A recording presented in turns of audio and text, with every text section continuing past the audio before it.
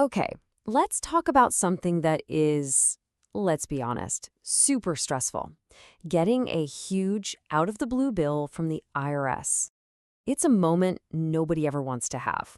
But the source material we're digging into today from TaxAssurances actually lays out a surprisingly clear path forward.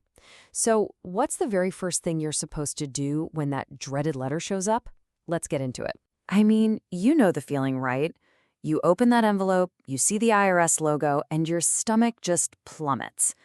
The number on that page looks absolutely insane, and your mind just starts to spiral. It's that moment of pure, gut-wrenching shock. But here it is, the single most important piece of advice coming straight from our source. The very first step is to just take a deep breath. Seriously, do not panic. It sounds way too simple, I know, but it's the foundation for literally everything else you're gonna do. See that panic? It all comes from the scary story that starts playing in your head. But what we need to do is separate that fear from the reality of what's actually happening. And look, it's totally natural. Your brain probably leaps straight to the worst-case scenario.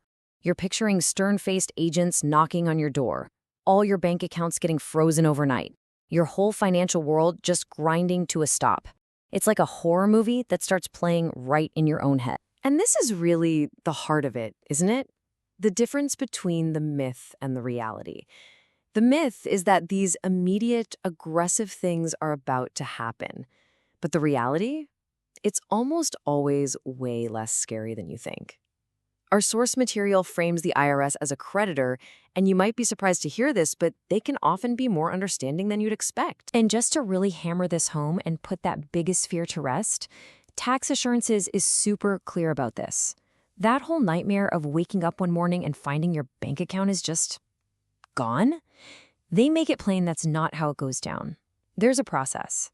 And that process, well, that buys you time to respond. Okay, so if we're not supposed to panic, what are we supposed to do? Well, that brings us to this really powerful idea from the source material, the good faith principle.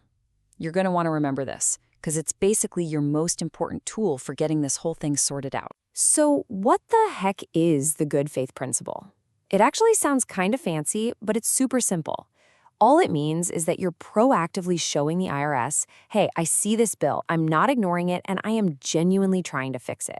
You're not running from the problem, you're facing it head on. So, how do you actually do that? How do you show good faith? It's not some big, complicated mystery. Step 1, make regular payments. The source says just try to pay something every single month.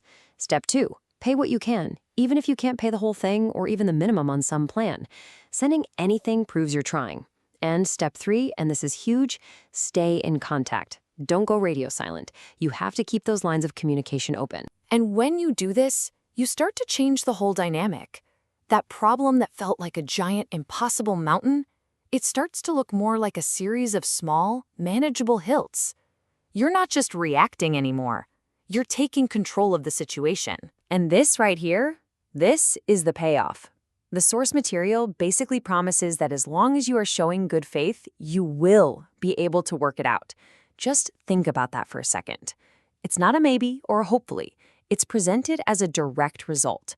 Your actions lead to a resolution. All right, so let's boil this all down. What are the big things you need to walk away with? First, and say it with me, don't panic.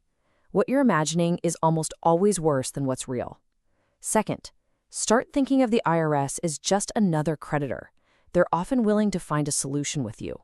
Third, good faith is everything. That's your key. And you show it through action. Regular payments and open communication are absolutely critical. And finally, the big one. This is solvable. You can work this out. And that leaves us with one last kind of juicy thought. The source mentions that this debt can be resolved and maybe even minimized. They sort of leave it as a cliffhanger for another time. But wow, that's a powerful idea to end on, right?